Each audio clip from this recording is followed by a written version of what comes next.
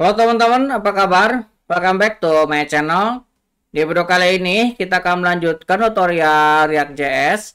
Kali ini kita akan belajar terkait dengan use layout effect.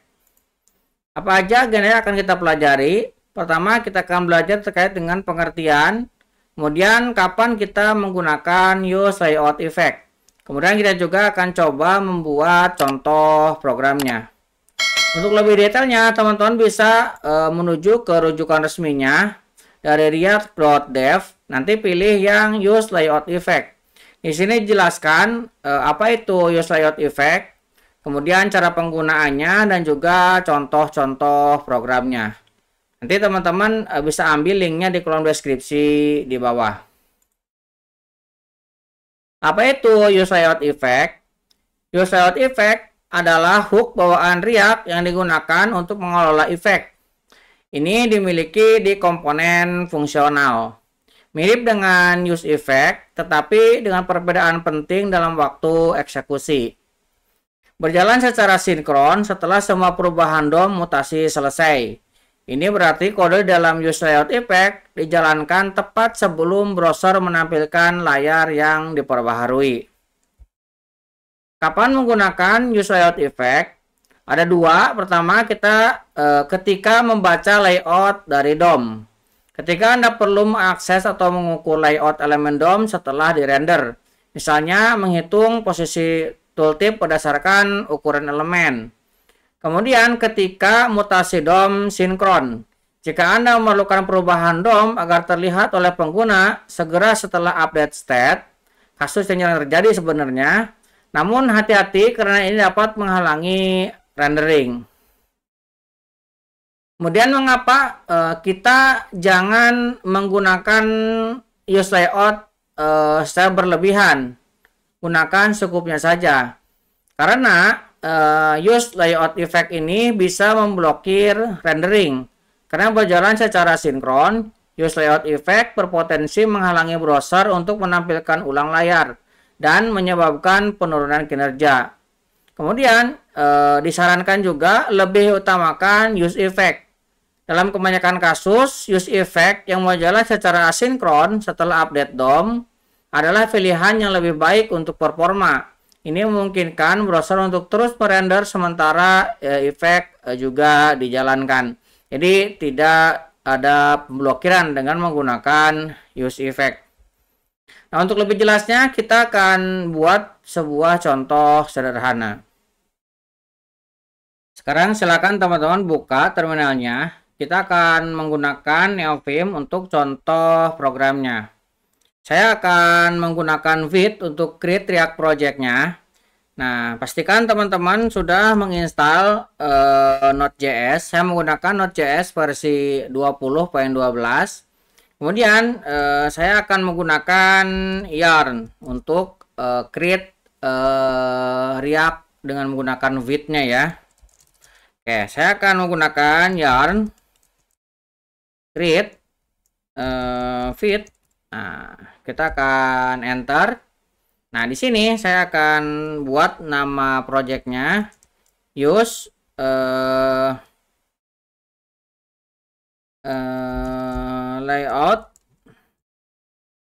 layout effect. Nah, seperti ini. Kita akan pilih di sini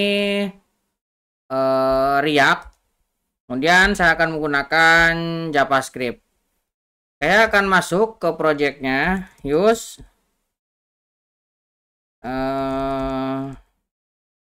layout effect ini ya. Nah, kemudian saya akan install dependensinya. Oke. Kemudian kita akan coba jalankan. Saya akan coba di sini. Kita buka tab baru. Kemudian saya akan jalankan yarn dev. Oke, kita coba tekan Ctrl dan klik untuk membuka browser. Oke, ini sudah berjalan ya. Nah, sekarang kita akan buka projectnya menggunakan Neovim. Teman-teman bisa ketikkan nvim ataupun menekan shortcutnya ya. Oke, ini sudah kita setup. Nah, di sini saya akan tambahkan untuk config-nya. Saya akan buat sebuah file baru, saya tekan A. Kemudian saya akan buat file jsconfig.json. Nah, ini saya akan buatkan JSON untuk config-nya ya. Nah, nanti isinya seperti ini. Oke, kemudian kita akan buka ini bagian yang lainnya. Kita buka yang app. Nah, ini ya, yang lainnya bisa kita close yang JS config-nya. Nah, di bagian app, bukan app.css tapi app.jsx ya. Nah, di bagian app.jsx ini kita akan coba modifikasi. Ini tidak akan kita gunakan ya. Yang logonya kita hapus, ini juga kita hapus. Nah, untuk yang lain masih ada yang digunakan, ini tidak kita gunakan.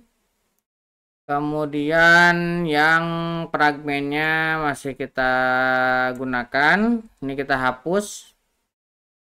Nah, kita coba hapus dulu. Nah, di sini kita akan coba tambahkan sebuah heading 1 dulu. Kemudian kita buat hello world. Nah, kita save. Kita lihat. Nah, di sini sudah muncul ya hello world-nya. Oke, kemudian kita akan coba buat beberapa komponen ya. Sini hello world-nya kita akan ganti. Nah, ini saya akan ganti dengan sebuah div ya. Saya akan buat sebuah div yang kelasnya adalah app. Nah, seperti ini. Oke, kemudian saya akan buat sebuah heading 1. Ini kita akan buat kelasnya adalah title. Nah, seperti ini. Kita kasih di sini hello world-nya ya. Oke.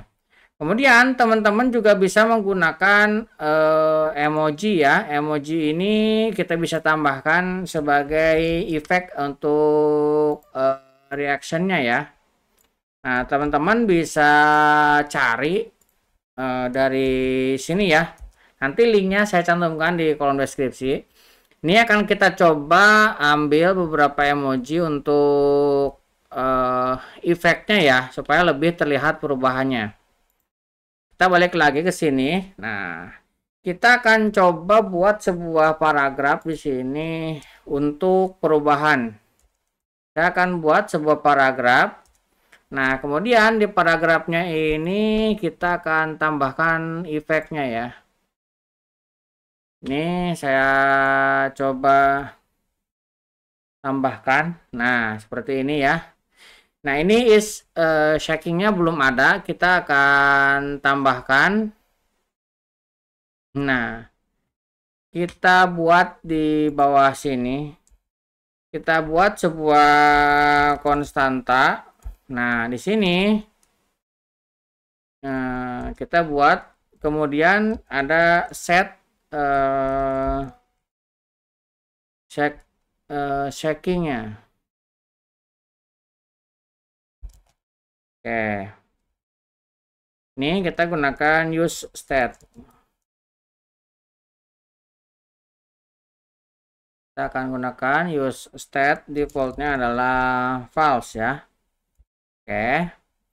Kemudian kita akan buat juga sebuah variabel di sini prep time.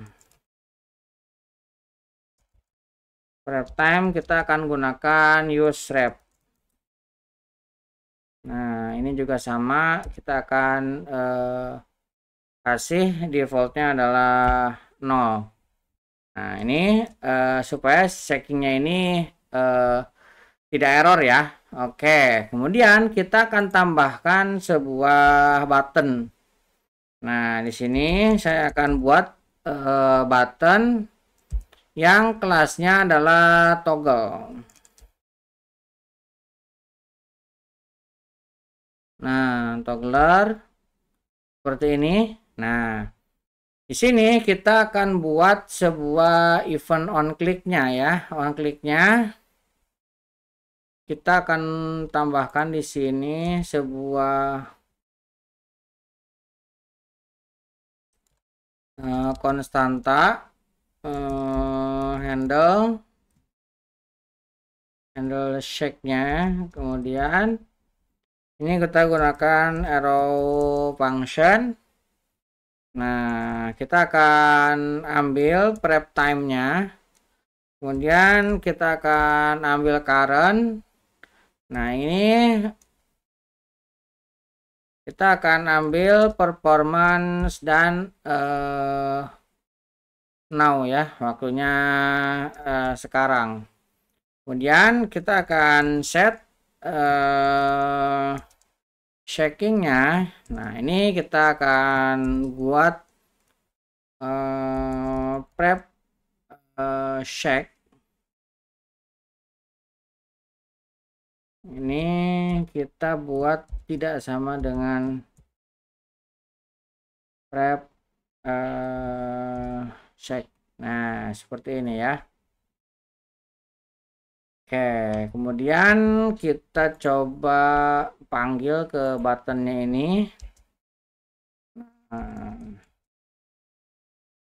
kita akan tambahkan on click. Nah, kita akan panggil handle shake-nya ke sini ya. Nah, kita tambahkan untuk teksnya di sini toggle. Kita save dulu. Nah, kita lihat di sini. Tuh, di sini muncul ya. Cuman layoutnya belum begitu bagus. Oke, kita coba tambahkan di dalam app.css-nya ini. Ini kita hapus dulu app.css-nya. Kita akan buatkan di sini HTML, kemudian body. Nah, kita akan kasih dia paddingnya, kita kasih 0. Kemudian marginnya juga kita kasih 0. Oke, tadi kita memiliki kelas app. Nah, kelas app ini kita akan coba tambahkan stylenya ya. Nah, kita akan tambahkan kelas app-nya. Coba lihat tuh, biar ada tampilan yang lebih menarik lah ya. Kemudian kita juga tadi memiliki toggle untuk buttonnya. Kita akan tambahkan juga stylenya. Oke, kemudian title-nya juga kita akan kasih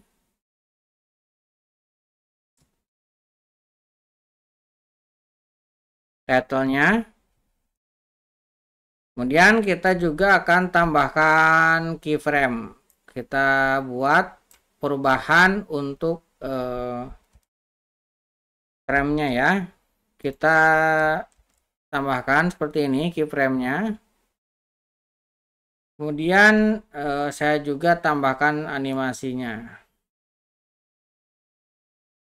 Oke, kita tambahkan ke sini. Oke, kita save.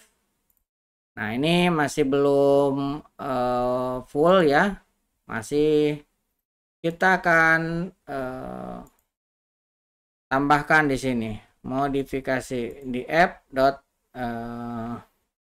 Kita buat use effect di sini ya.